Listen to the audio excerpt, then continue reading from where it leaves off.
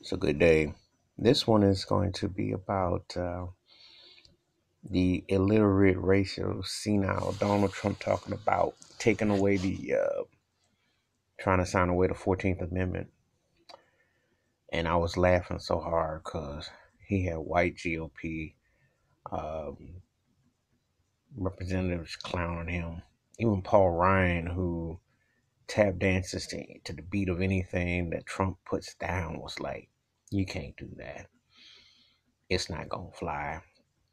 Trump in his fairy tale land talking about he had a lawyer that was telling him he could do this. And they were like, look, any lawyer that's worth his dignity would be disbarred for such a remark.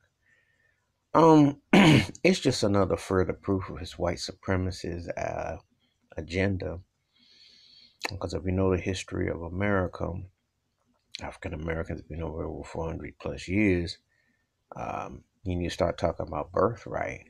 Well, you know what that all them details, but also his stupid behind is not looking at the fact that his family's German descent and how they got here as well. So it's like you really want to go somewhere where it would expose you as well, but that's the kind of thing that he does to stir the plot from his racist actions and how he can't properly articulate what happened in Pittsburgh at the synagogue and the racist agenda that was set forth.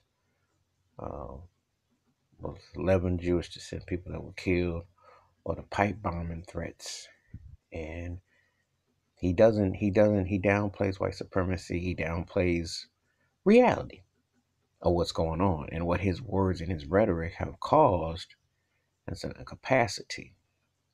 Let's get it straight. America been racist before there was a Donald J. Trump and thereafter. However, when you're walking around um, stealing a spot, because that's basically what he is, then you say stuff on a platform, people take that as the truth, especially people who um, feel lost and vulnerable, even though America is still very white. It hasn't changed. What has changed, really? If you think about the rules, regulations, um, it's still written and put off the so-called founding forefathers who were slave owners. That's another story. But anyway, yeah, he's not going to touch any amendment. But he loves to make veiled threats. And he loves to do stuff that's disruptive and counterproductive to a balanced society. And there are people, sadly, who fall prey to that and who subscribe to that racist negative point of view.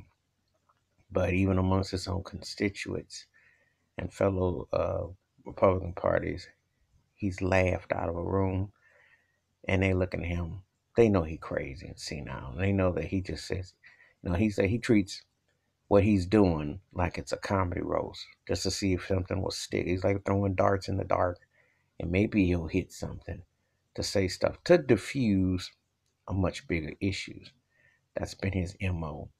Take the heat off my behind and see if I could throw something to stir the pot and maybe people won't be hip enough or smart enough to call it out.